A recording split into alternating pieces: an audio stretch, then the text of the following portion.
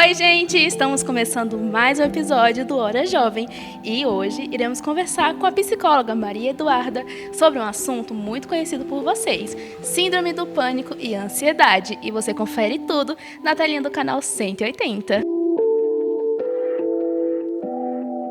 Estamos recebendo a psicóloga Maria Eduarda para falarmos sobre um assunto muito conhecido por vocês e muito importante também, ansiedade, mais especificamente transtorno do pânico. Eduarda, tudo bem? Tudo bem, muito obrigada pelo convite, Joyce. Estou muito feliz de estar aqui pela segunda vez e eu especificamente no seu programa e para falar do assunto tão importante, né, para tratar principalmente com os jovens, e eu acho que vai ser muito legal o nosso papo.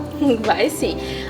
Maria Eduarda, para a gente começar a falar sobre esse assunto, especificamente, o que é ansiedade? Ansiedade, né, é uma excitação psíquica quando o ser humano tem uma antevisão de que está ocorrendo algum perigo iminente. Por exemplo, eu tenho medo de cachorro e um cachorro está se aproximando de mim.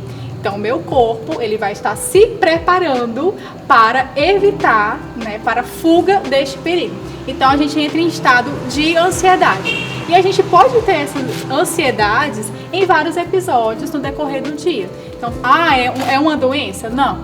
Quando a gente fala de ansiedade, a gente está falando desse estado de excitação do nosso organismo. Dependendo dos níveis de ansiedade, aí a gente passa para um outro assunto que a gente vai já começar a conversar sobre eles. A ansiedade, assim, todos nós temos. Todos nós temos, né? Ansiedade. Porque ser humano vivo, né? Porque é uma reação natural do nosso corpo, né? A gente vai estar se preparando, eu vou fazer uma prova. Então, nosso corpo ele vai estar nesse estado de excitação, de preparação, de preocupação. Sim. Essa antevisão de que, como é que vai ser? O que é que vai acontecer nessa prova? Qual nota eu vou tirar? Será que eu vou conseguir alcançar os meus objetivos? Então, isso é o nosso estado de excitação, que chamamos também de ansiedade. E Maria Eduarda, entrando agora no assunto do programa de hoje, é o que é o transtorno do pânico. Pronto, o transtorno do pânico é uma doença, né, está lá no nosso diagnóstico de transtornos mentais, e que 1,6% da população sofre, né, acometida com o transtorno do pânico, e para um homem, 2 mulheres são afetadas com o quadro. Né? Então é caracterizado por um medo e uma ansiedade intensa, né, com ou sem perigo eminente. Tá? Então essa pessoa ela tem esses episódios intensos de ansiedade e de medo, e o nosso corpo ele vai sinalizando isso quando uma pessoa tem um transtorno de pânico. Né? Ele vai ter uma série de sintomas que podem, né, caracterizar para chegar até um diagnóstico. Então, no caso, esse transtorno ele acontece mais com mulheres? Com mulheres. Do que com homens. Do que com homens, de acordo com a Associação de Psiquiatria Brasileira. E qual é a diferença da ansiedade comum e o transtorno do pânico? Pronto, como eu estava te falando, né? A diferença vai ser a intensidade, a frequência desses sintomas. Então, quando a gente fala de ansiedade, a gente está falando de uma coisa que todos nós temos. Né? Como eu estava te falando, na prova, quando a gente vai tirar a carteira de motorista, né? A gente fica com aquela empolgação, aquela excitação, aquele estado de vai dar certo, ou numa situação de medo, tenho medo de sapo, né? Então o meu corpo ele vai se preparando. Já no transtorno de pânico, a gente pode não ter um gatilho específico para desencadear esse medo. Então, por exemplo, um jovem ele pode estar indo para a academia e passar mal, né? E ter uma sequência de sintomas sem estar em estado de perigo iminente. Tá? Então a gente vai diferenciar mais ou menos por este caminho. Então o transtorno do pânico é sem... Às vezes tá pensando Às em vezes nada. Tá pensando em nada e a pessoa pode passar mal. Passar mal e ter o transtorno. Sim. E quais são os fatores desencadeantes? Pronto, a gente tem que pensar no quadro clínico, né, com todo o cuidado, porque para fechar um diagnóstico de transtorno do pânico, precisa-se realmente ter uma série de sintomas, uma frequência de tempo, né, para a gente chegar a essa parte, tá? Então, os fatores desencadeantes, para a gente ser acometido por um transtorno mental, uso de substâncias podem, né, desencadear, podem ajudar, acelerar, né? A gente pode ter tido um estresse pós-traumático e chegar a desenvolver um transtorno do pânico. Por exemplo, a pessoa foi assaltada, né? E aquele episódio foi muito intenso e a pessoa não teve um tratamento correto. Sim. E vai desenvolvendo também uma série de outros sintomas que podem até chegar à síndrome do pânico, né? Então precisa de um tratamento, precisa de um acompanhamento. Certo? Então a pessoa pode o uso de álcool também. O uso de álcool é uma comorbidade, com certeza. E de outras substâncias também. De todos os tipos de substâncias, né? Então, por exemplo, a pessoa sofre acidente. Tem muita gente, né, que sofre acidente. Sim. E, sofreu acidente de carro. Não quero mais entrar dentro de carro. Não quero mais entrar dentro do carro. Isso seria um transtorno de pânico? Isso pode ser, sim. Mas como eu te disse, tem que ter uma frequência de sintomas. Né? Não é uma coisa isolada. Não é um episódio aqui, eu tive em 2019, tive em 2020, tive outro em 2022. Não. Né? Então, tem nos critérios de diagnóstico, precisa ter uma frequência, tá? Então, para a gente chegar a um diagnóstico, é por esse caminho também. E para a pessoa, assim, conseguir identificar, eu tô passando por uma série de frequências, e será que eu tô com uma síndrome? Será que eu tô com transtorno? Pronto, então vamos lá. A gente tem os nossos sintomas, né? A taquicardia, aquele medo, né? Aquele aperto no peito, aquela sensação de perigo, né? E para chegar no diagnóstico precisa de uma avaliação clínica, né? Tanto de um profissional da psicologia quanto de um psiquiatra, e aí vai ter também os tratamentos, né? Então tem todo um processo para, não vou jogar no Google, tô com síndrome do pânico, tô com, né? Não é assim. A gente precisa realmente ter todo esse processo de avaliação, porque é muito sério. A gente está falando de uma doença que, né, muitas pessoas podem vir a ter, dependendo da idade, dependendo do local, né? Então, é muito importante o que você falou, porque, por exemplo, a ansiedade. Então, como você disse, todos nós temos, mas tem gente que tem casos bem mais graves. Sim, tem a ansiedade generalizada, então tem pessoas que realmente precisam de ter um acompanhamento, uma frequência, né? Porque vai acometer em quê? Né? Na vida dos jovens, na vida de uma criança, na vida de um adulto, vai começar a prejudicar a rotina, certo? Então, quando a gente pensa nesses prejuízos de curto, médio a longo prazo, a gente vai ver que quanto mais a gente for deixando para depois, né, de ter esse cuidado específico, vai se tornando mais sério. A gente vai ficando num quadro mais grave, pode dizer assim. E o porquê da gente ter entrado nesse assunto foi uma matéria que saiu recentemente sobre o MC Rian, o cantor de 21 anos, um jovem que sofreu um transtorno do pânico dentro do avião indo para um show. Exatamente, ele teve um episódio de crise. Antes dele entrar no avião, o corpo dele já começou a sinalizar, né, que ele não estava bem.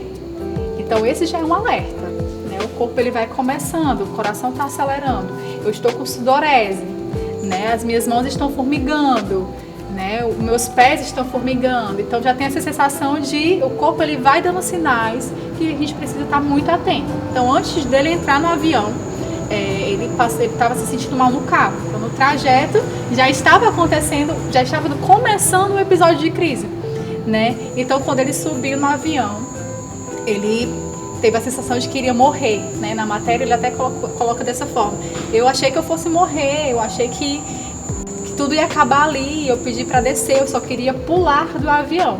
Então a pessoa também fica no estado de querer acabar com aquele sentimento, com aquele pânico, aquele medo intenso de qualquer forma. Então ele não estava em sã consciência naquele momento, né? Ele queria pular. Então ele sinalizou várias vezes para o piloto: para o avião que eu quero descer. E o piloto, né, muito ético, muito profissional, falou: não, eu não posso fazer isso, porque senão a gente vai morrer, você vai morrer realmente. E os amigos que estavam perto, né, a rede de apoio neste momento é muito importante para dar esse cuidado, né, para estar ali com a pessoa, dando apoio, dizer que vai ficar tudo bem, que no momento está difícil, mas vai ficar tudo bem. Porque uma pessoa num estado de crise, no episódio de crise, estando sozinha, existem vários outros riscos, né? Sim, muito complicado. E até o produtor dele mesmo falou que foi um episódio muito apavorante. Sim. pra eles, mas de suma importância o produtor dele tá ali com ele para acalmar. Ele disse que botou até um hino, começou a cantar, tentou acalmar ele. E qual a importância de você ter uma rede de apoio? Total, também. Total. Ele fala também tanto da rede de apoio quanto do apoio dos profissionais, né? Ele tá passando por um processo de avaliação com psicóloga, com psiquiatra. Ele está fazendo uso de medicamento porque o caso dele é um caso que a frequência é bem mais acentuada, né? E a rede de apoio às pessoas, à família, os amigos, é muito importante nesse momento para realmente ajudar. Vamos ali, vamos no profissional, vamos na terapia, né? E aí, como é que tá? Você tá bem? Vamos sair, vamos fazer alguma coisa. Então, assim, para todos, né? Isso é muito importante. E a gente conversando agora sobre isso, eu lembrei do episódio também do Wesley Safadão, que é um cantor muito conhecido entre os jovens e que ele precisou se afastar dos palcos por um período justamente por ter identificado nele episódios de ansiedade mais intensa, né? Então, eu acho que, se eu não me engano, ele foi diagnosticado com ansiedade generalizada, né? E mais um cantor aí que também teve, né, episódios bem difíceis. A gente acha assim, que o pessoal que tem dinheiro não tem, mas tudo. Gente, não. Todos podemos sofrer, e para as pessoas que não têm, porque realmente existem pessoas que não têm uma rede de apoio, uma pessoa que possa estar ajudando. Como você daria um conselho para poder passar por isso? A gente tem o nosso SUS, né, o Sistema Único de Saúde. A gente tem o CAPS, que acolhe pessoas, né, com profissionais que podem estar ajudando neste momento difícil, né? E a gente tem muitos grupos de apoio que também acolhem, né, pessoas que estão passando por algum processo de adoecimento psíquico, em igrejas ou uma casa de cultura, né, como aqui a casa de Antônio Conselheiro, né? Tem muitas pessoas que vêm aqui como forma de refúgio para aliviar dos problemas, né? Um bom livro também, contato com a natureza. Então são coisas que não são terapias, né, tirando a parte do CAPS, mas são terapêuticas. Sim. E que podem realmente nos ajudar nesse sentido.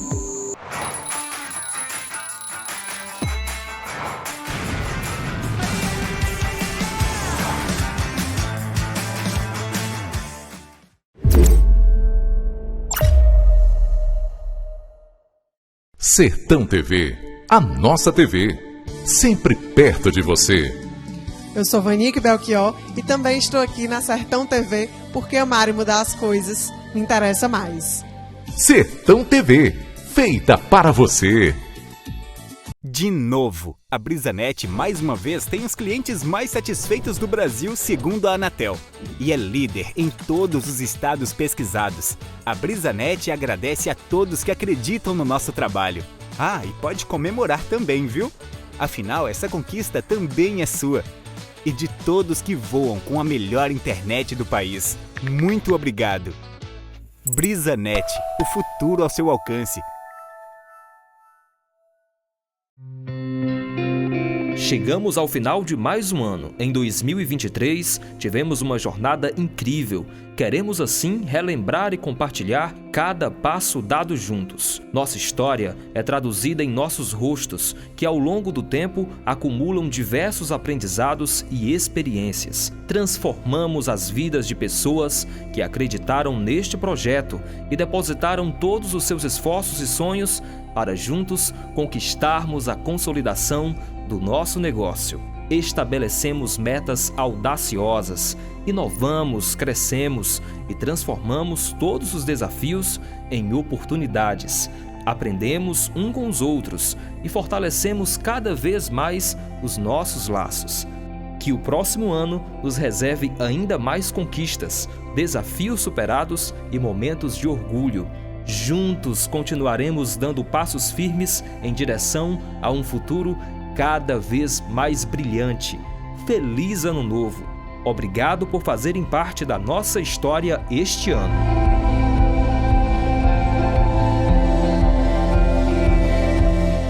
Cuidar. Já parou para pensar quanto significado tem dentro dessa palavra? Cuidar é estender a mão quando alguém mais precisa. É entender cada dor e atender a quem espera.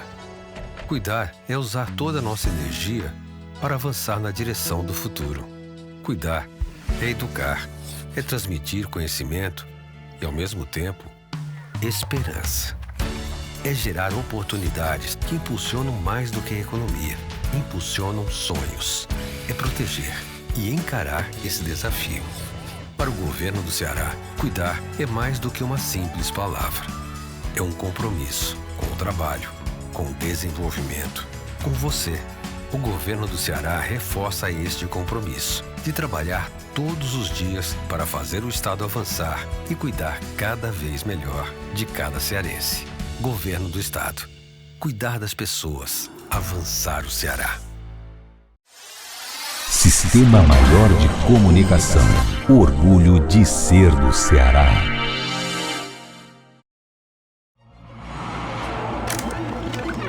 O que faz você confiar em um portal de informação? Credibilidade? Variedade em notícias? Uma boa redação? Imparcialidade? Fontes seguras? Facilidade de acesso? Saiba que você encontra tudo isso no Quixeramobim agora, o seu portal de notícias.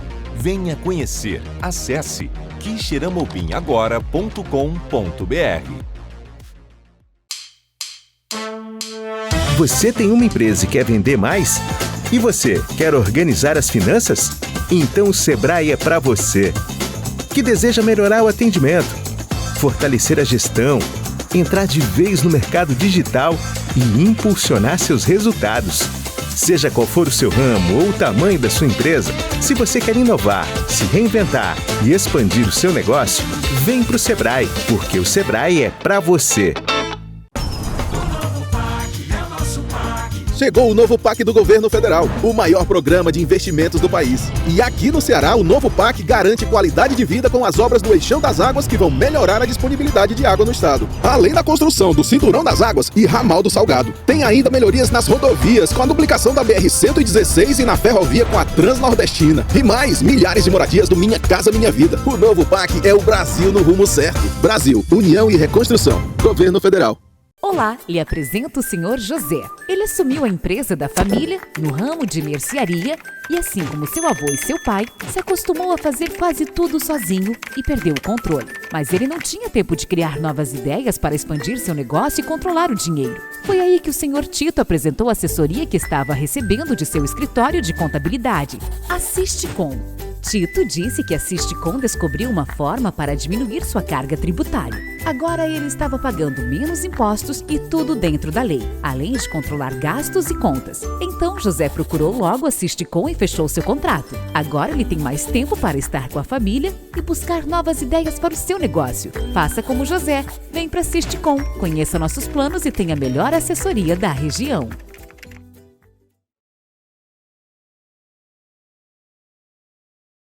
Rapaz, eu tenho um amigo meu lá que é gente boa demais. Agora, pense num cabo aprumado. A gente chama ele de PJ. Aí o bicho abriu a empresa e agora tá todo não sei o que, todo besta. Vocês acreditam que até agora ele não fechou o plano de saúde pra quem trabalha com ele?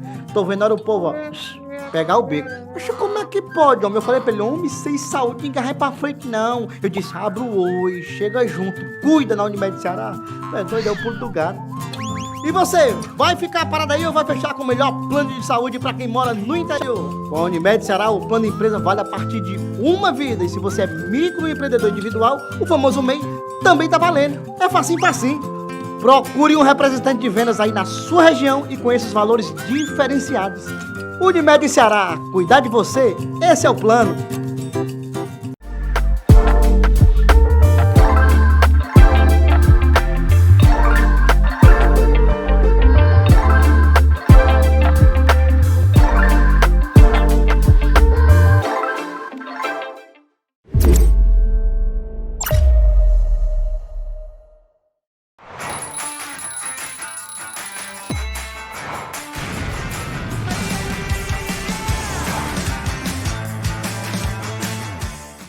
Oi, gente, estamos de volta em mais um bloco do Hora Jovem com a psicóloga Maria Eduarda e mudamos aqui alguns apetrechos por conta que estamos com um período chuvoso aqui no nosso sertão central, graças a Deus, né, Maria Eduarda? Sim. Amamos chuva. Estamos aqui num ambiente externo, na casa do Antônio Conselheiro, e estamos falando sobre um tema muito importante, conhecido por vocês, o transtorno do pânico.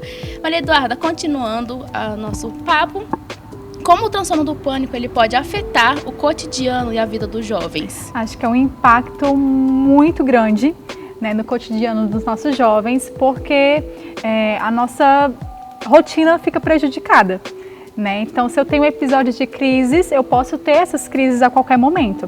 Pode ser na escola, na universidade, né? Pode ser no mercantil, pode ser numa roda de conversa com amigos. Então, a qualquer momento pode vir a acontecer um episódio de crise, né? Quando se tem o diagnóstico de transtorno do pânico, certo? Então, assim, eu acredito que o impacto na vida social, na vida, nas relações desse jovem é bem significativo, certo? Então esse jovem ele pode deixar de fazer coisas que antes era um prazer fazer e que passa a ser uma situação de medo, né? Passa a ser um ambiente que ele não vai se sentir tão confortável. Com os amigos, pode ser que eu tenho medo de sair com os amigos porque eu tenho medo de passar mal, né, em um show, ou enfim. Então o impacto é direto, né? A gente tem muitas pessoas que relatam sobre como é difícil, né, ser diagnosticado com transtorno do pânico e ter que vivenciar coisas que antes vivenciavam e depois de ter um episódio de crise em determinado local, passou a não querer mais vivenciar novamente. É bem interessante, entre aspas, né?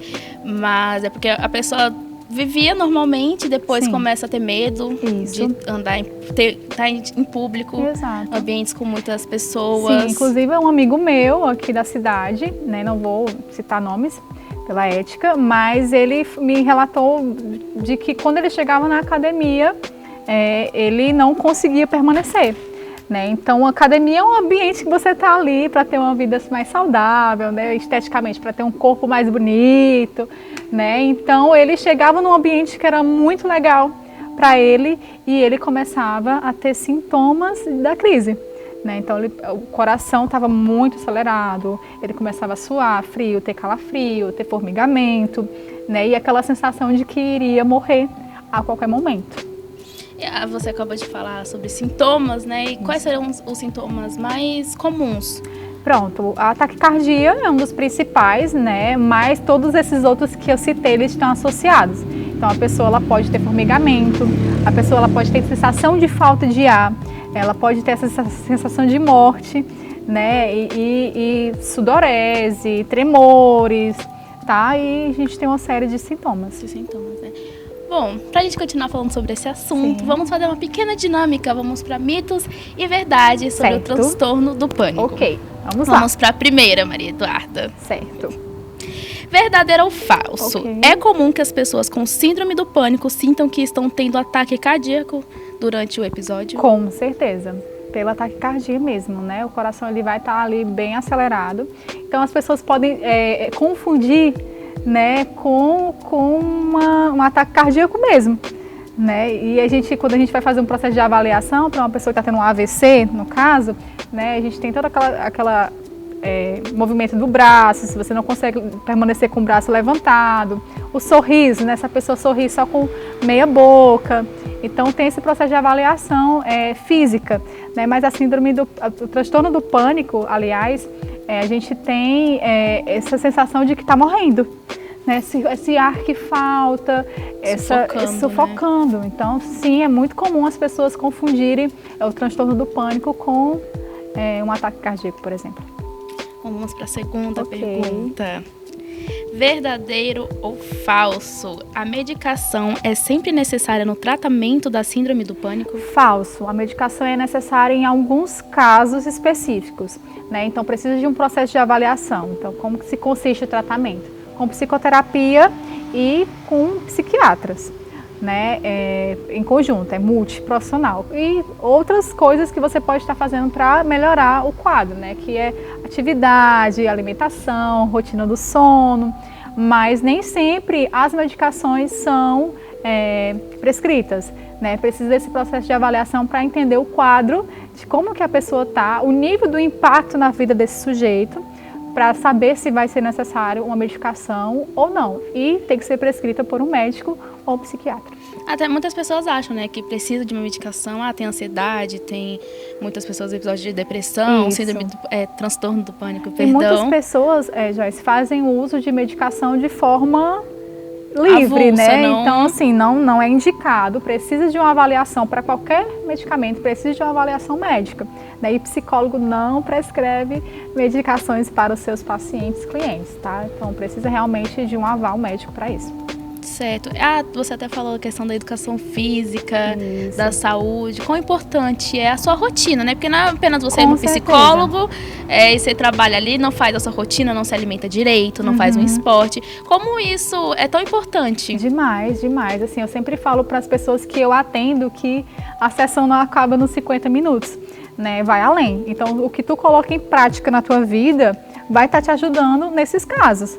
Né? Se você tem uma boa rotina de sono, se você consegue fazer atividade física, se você consegue ter uma boa rotina de estudo também, não é aquela coisa pressão, né? É aquela coisa fluida que você consegue viver de acordo com o planejado, né? A alimentação saudável também é muito importante, porque senão vai afetar diretamente no sono, vai afetar diretamente na condição física dessa pessoa e desencadear uma série de outros problemas. Então, a gente precisa realmente fazer com que essa pessoa esteja bem, né, para ela estar bem em todos os âmbitos da vida dela. É um conjunto. É um conjunto. Vamos para a próxima pergunta. Ok. Verdadeiro ou falso? Ataques de pânico sempre têm uma causa identificável? Não, né? No transtorno do pânico pode ser sem perigo iminente, né? Então a pessoa, como a gente estava conversando, ela pode estar na academia e pode passar mal, né? Pode começar a sentir essa série de sintomas. Então, nem sempre. Nem sempre. Exato. Vamos para a próxima. Pessoas com síndrome do pânico podem levar uma vida normal com tratamento adequado? Sim, com certeza, pode sim. Inclusive, a gente acha que o diagnóstico é o fim, mas não é. O diagnóstico é um começo de você entender quais são os seus sintomas, de você entender como você pode viver melhor, de você entender como você pode se relacionar melhor, independente do diagnóstico. Tá? Então, pode com certeza. Mas está começando a se ajudar, porque tem muita gente que não aceita, né, Duda? Exato, e você fugir de uma condição que no momento está sendo assim, vai desencadear uma série de outras questões psíquicas, né? Você vai querer não encarar a situação. E isso pode desenvolver uma depressão, né? Enfim, a gente tem pode piorar a situação. Pode piorar demais a situação. Vamos para a próxima. Sim. Verdadeiro ou falso? O consumo de cafeína e álcool podem agravar os sintomas da síndrome do pânico? Com certeza. São estimulantes, né? Então, a cafeína, para pessoas que já são ansiosas, né? Ela vai estar ali te estimulando, né? E no caso do álcool, tem um estímulo, depois, uma regressão, uma baixa.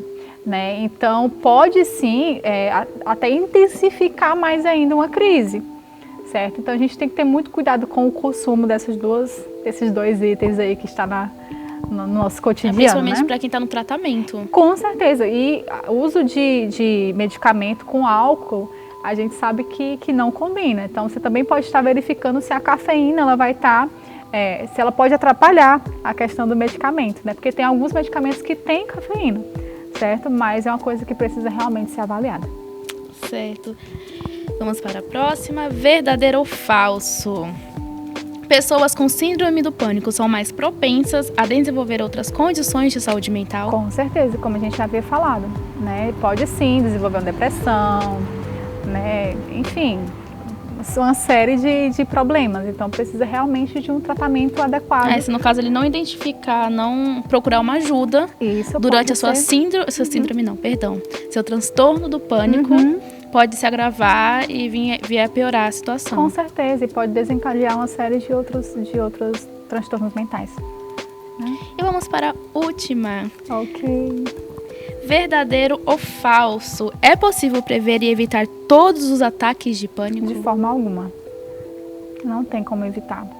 Né? A pessoa ela pode estar dirigindo o carro e começar a sentir. É importante que a pessoa consiga identificar para conseguir não controlar, porque às vezes a gente não vai conseguir controlar, mas diminuir, né, esse sintoma ali, dar uma relaxada, tentar fazer algum exercício de respiração, de mindfulness, né, não sei, a pessoa tentar ali se ajudar naquele momento, né, porque pode acontecer em qualquer lugar, então a gente não tem como prever, né, se vai acontecer ou não. Tanto que, como a gente estava conversando, as pessoas deixam de frequentar lugares por já ter acontecido naquele lugar, mas a gente não necessariamente vai acontecer novamente ali.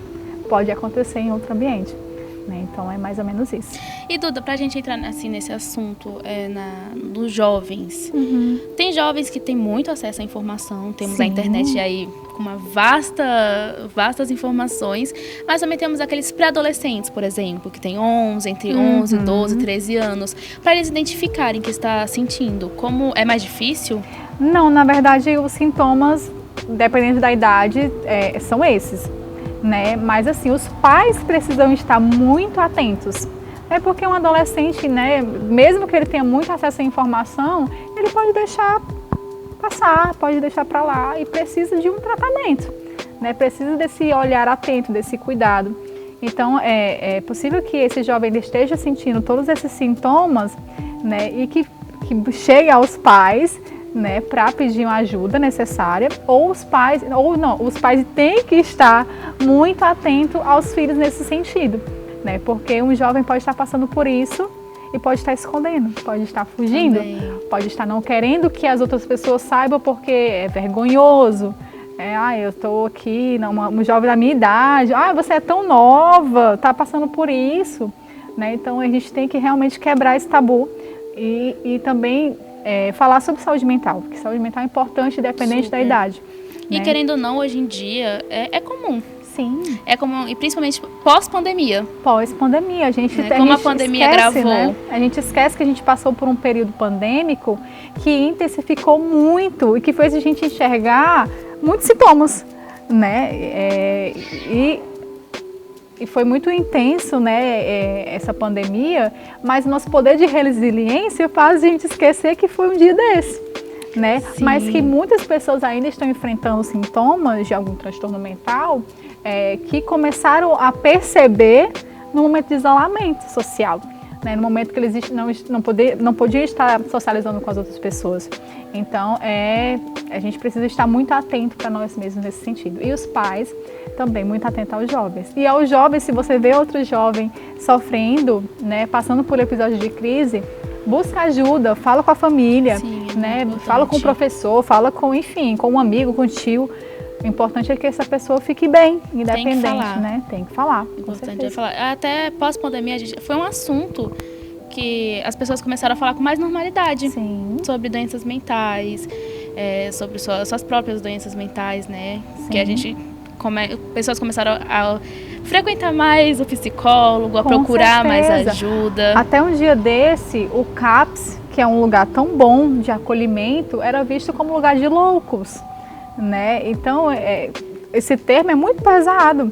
E o CAPS não é um lugar de loucos, é um lugar para quem quer ser cuidado, que merece cuidado, né? E é muito importante a gente desmistificar isso, porque a gente realmente precisa levar a informação sobre saúde mental e conversar abertamente sobre isso, como se a gente estivesse com dor de dente, a gente vai no dentista. Não, vou ali no dentista. Eu estou com dor de dente. E vou ali no psicólogo, vou ali no psiquiatra para conversar sobre as minhas questões psíquicas. Então tá tudo bem.